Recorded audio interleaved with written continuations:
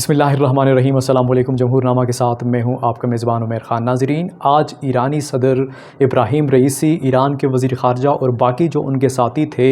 وہ ہیلی کاپٹر حادثے میں جاں بحق ہو چکے ہیں۔ یہ اسلامی دنیا کی تاریخ کا، آج کل کی تاریخ کا ایک بڑا حادثہ ہے۔ ابتدائی طور پر یا ابتدائی خبروں کے مطابق ابھی تک تو اسے موسم کی خرابی کی وجہ سے کہا جا رہا ہے کہ موسم کی خرابی کی وجہ سے یہ ان کا جو طیارہ تھا وہ کریش ہوا، لیکن ابھی انویسٹیگیشن باقی ہے، ابھی انویسٹیگیشن ہونی ہے، ابھی اس تک پہنچنا مشکل ہے، یا ابھی اگر کوئی کہے کہ یہ یقیناً موسم کی خرابی کی وجہ سے ہوا تو وہ قبل از وقت ہوگا۔ اس حوالے سے مختلف اور بھی خبریں آ رہی ہیں کہ ان کا جو ہیلی کاپٹر کریش ہوا ہے اس کے پیچھے امریکہ کا کہیں نہ کہیں کوئی کردار ہے۔ اسرائیل کے اوپر بھی یہ الزامات عائد کیے جا رہے ہیں کہ اس کا بھی کہیں پہ اس طیارے کے حادثے میں اس کا بھی کہیں پہ کوئی رول ہو سکتا ہے۔ اور اگر ہم اس بات سے انکار کر بھی نہیں سکتے، اس کی وجہ یہ ہے کہ ایران ایک ایسا ملک ہے اسلامی دنیا کا جو امریکہ کی آنکھوں میں آنکھیں ڈال کر ہمیشہ سے کھڑا رہا۔ اس کا جو مین مقصد ہے، اس کا ایک مشن ہے، اور وہ مشن اس کا یہ ہے کہ اسرائیل کو دنیا میں ختم کرنا ہے۔ اب یہ جو ان کا جو ایکشن ہے، ان کا جو رول ہے یا ان کا جو مائنڈ سیٹ ہے ایران کا، اس کو نظر انداز نہیں کیا جا سکتا۔ امریکہ نے ہر طرح سے اس پر پابندیاں عائد کرنے کی کوشش کی اور پابندیاں لگائیں، دنیا میں اس کو تنہا کرنے کی، دنیا میں اس کو ذلیل کرنے کی یا فائنینشلی طور پر کمزور کرنے کی ہر طرح سے انہوں نے کوشش کی، لیکن ایران کبھی جھکا نہیں۔ ایران کا جو یہ صدر تھا ابراہیم رئیسی، جو ابھی فوت ہوا ہے یہ طیارے حادثے میں، وہ ہمیشہ سے اس نے دلیری کا مظاہرہ کیا اور دشمن کو کبھی اپنے اوپر حاوی نہیں ہونے دیا۔ تو اس میں یہ بھی کہا جا سکتا ہے، اور اس بات کے کبھی ثبوت یا ٹھوس ثبوت موجود ہو سکتے ہیں کہ اس میں ایران کے جو صدر تھے اس میں امریکہ کا یا اسرائیل کا کوئی کردار ہو سکتا ہے۔ اس کے علاوہ دوسری آج کی سب سے بڑی خبر یہ ہے کہ احمد فرحاد جو کہ ایک شاعر ہیں اور اسے اٹھا لیا گیا تھا، اس کی بیوی نے اسلام آباد ہائی کورٹ میں درخواست دائر کی تھی اس کی بازیابی کی۔ آج اس کیس پر سماعت ہوئی اور سماعت کرنے والے تھے جسٹس محسن اختر کیانی۔ انہوں نے سماعت کی اور انہوں نے جب وزارت دفاع کے نمائندے سے پوچھا تو انہوں نے کہا کہ ISI نے کہا ہے کہ ہمارے پاس وہ موجود نہیں ہے۔ تو اس پر جسٹس محسن اختر کیانی صاحب نے کہا کہ ایک طرف سے آپ میسیجز بھیجتے ہیں ان کو اور دوسری طرف سے آپ کہہ رہے ہیں کہ وہ ہمارے پاس نہیں ہے۔ انہوں نے کہا کہ جو سیکٹر کمانڈر ہے ISI کا، وہ آسمان سے اترا ہوا تو نہیں ہے، وہ اتنی بڑی ہستی نہیں ہے جتنی آپ لوگوں نے اسے بنایا ہے اور اسے آسمان پر بٹھایا ہے۔ وہ یا تو یہ ملک آئین کے مطابق چلے گا اور یا اس ملک کو ادارے چلائے گی۔ یہ ججز کا جو طرز گفتگو ہے آج کل کے دنوں میں وہ بہت جارحانہ ہو چکا ہے۔ اور یہ آج ایک اور بھی چیز ہے کہ عمران خان صاحب کی مزید 3 مقدمات میں ان کو ضمانت ہو گئی ہے، ایک 9 مئی اور ایک لانگ مارچ آزادی مارچ جو انہوں نے کیا تھا دفعہ 144 کے خلاف ورزی کی صورت میں ان کے اوپر جو مقدمہ ہوا تھا، ان تینوں میں آج ان کی ضمانت ہو گئی ہے۔ ججز ایک جارحانہ انداز میں نظر آ رہے ہیں، اور خاص کر جو 6 ججز نے لیٹر لکھا تھا سپریم کورٹ کو، اسلام آباد ہائی کورٹ کے، تو وہ ابھی بھی کیس زیر سماعت ہے، اور اس کے اوپر ججز کا کردار یا ان کا جو رویہ ہے وہ مزید جارحانہ ہوتا جا رہا ہے۔ آج ابھی جو 6 ججز جو لیٹر تھا اس کے بعد ججز نے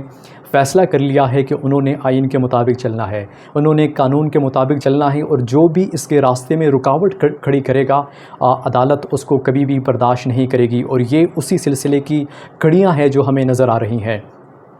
ایک اور چیز بھی آج عمران خان صاحب کے حوالے سے جو ان کی ضمانت ہو گئی ہے 3 مقدمات میں، دوسری طرف سے نواز شریف صاحب نے کل ایک تقریر کی تھی اور اس میں انہوں نے کہا تھا کہ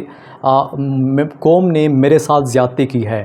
وہ اس حوالے سے کہ جب مجھے نکالا گیا تھا وزارت عظمیٰ سے تو قوم میرے ساتھ کھڑی نہیں ہوئی، ہونا تو یہ چاہیے تھا کہ قوم میرے ساتھ نکلتی اور قوم یہ مطالبہ کرتی، احتجاج کرتی کہ وزیر اعظم کو عہدے سے کیوں برطرف کیا گیا۔ اور دوسری انہوں نے بات کی کہ عمران خان صاحب نے میری پیٹھ میں چھرا گھونپا۔ اب نواز شریف صاحب کی بات میں تضاد دیکھیں، اور یہی جو چیز ہے وہ انہیں سیاست میں نیچے لے کے جا رہی ہے۔ ان کے پاس بیانیہ بنانے کی وہ کوشش کرتے ہیں لیکن ان سے بیانیہ بن نہیں پا رہا، وہ کنفیوز ہیں کہ وہ بیانیہ کون سا اپنائیں۔ اینٹی اسٹیبلشمنٹ جاتے ہیں تو ان کے لیے مشکلات بڑھ سکتی ہیں، کیونکہ اسٹیبلشمنٹ کے ساتھ ڈیل کر کے ہی وہ اپنے مقدمات سے بری ہوئے ہیں یا ان کے اوپر جو مقدمات تھے وہ ختم ہوئے ہیں۔ جب ان کو نکالا گیا تھا وزارت عظمیٰ سے، تو انہوں نے جو مارچ کیا تھا اس میں انہوں نے کہا تھا کہ جنرل باجوہ کو انہوں نے ٹارگٹ کیا تھا اور انہوں نے خلائی مخلوق کی بات کی تھی۔ انہوں نے کہا تھا کہ مجھے نکالنے والے جو لوگ ہیں وہ خلائی مخلوق ہے،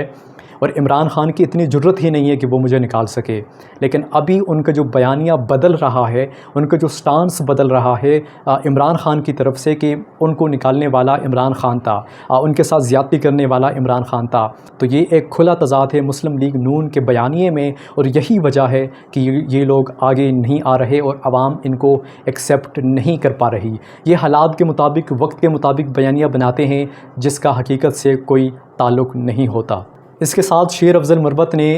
اسلام آباد ہائی کورٹ میں ایک درخواست دائر کر دی ہے، پر وہ درخواست اس چیز کے اوپر ہے کہ اسحاق ڈار کو جو ڈپٹی وزیر اعظم بنایا گیا ہے اس کے خلاف انہوں نے درخواست دائر کر دی ہے کہ یہ قانون کے مطابق نہیں ہے۔ آئین میں کہیں پر بھی نہیں لکھا کہ کسی بندے کو ڈپٹی وزیر اعظم کا عہدہ دیا جا سکتا ہے۔ کل اس کے اوپر سماعت ہونی ہے، ان کی وہ درخواست سماعت کے لیے مقرر کر دی گئی ہے، اور اگر یہ آگے جاتی ہے اور اس پر فیصلہ آتا ہے تو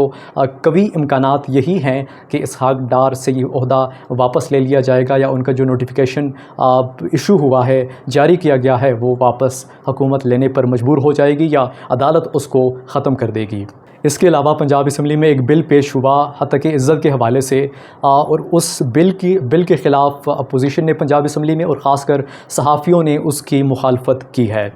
یہ بل اس چیز کے اوپر ہے کہ کوئی بھی صحافی تمام سوشل میڈیا پلیٹ فارم اور الیکٹرانک میڈیا، تمام جو لوگ ہیں ان سب پر یہ بل لاگو ہوگا، اور اس بل کے مطابق کوئی بھی بندہ ایسی خبر نہیں دے سکے گا جو کہ جس کا کوئی سورس ہو، لیکن اگر آپ یہ کہتے ہیں کہ ذرائع سے خبر ملی ہے تو یہ خبر اب آپ نہیں دے سکیں گے۔ کسی کے خلاف جھوٹی خبریں اب نہیں کوئی دے سکے گا، یا کوئی ایسی خبریں جس کا کوئی ذریعہ ہو یا ذرائع ہو لیکن وہ خبر سامنے نہیں آیا ہو یا اس طرح اس کی وضاحت نہیں کی جا سکتی ہو، تو وہ خبر اب کوئی نہیں دے سکے گا۔ اور یہ بل جب آخری مراحل میں جائے گا اور پاس ہوگا تو اس کے بعد جو سوشل میڈیا کے اوپر خاص کر انہوں نے کریک ڈاؤن کا فیصلہ کیا ہے، کیونکہ میڈیا کے اوپر کنٹرول کرنا بڑا آسان ہے، کیونکہ پیمرا کے ذریعے آپ ان کو کنٹرول کر سکتے ہیں۔ تو یہ جو ابھی سوشل میڈیا کے خلاف انہوں نے کریک ڈاؤن کا فیصلہ کیا ہے، یہ عام بندے کی جو آواز تھی اس کو دبانے کی کوشش کی ہے۔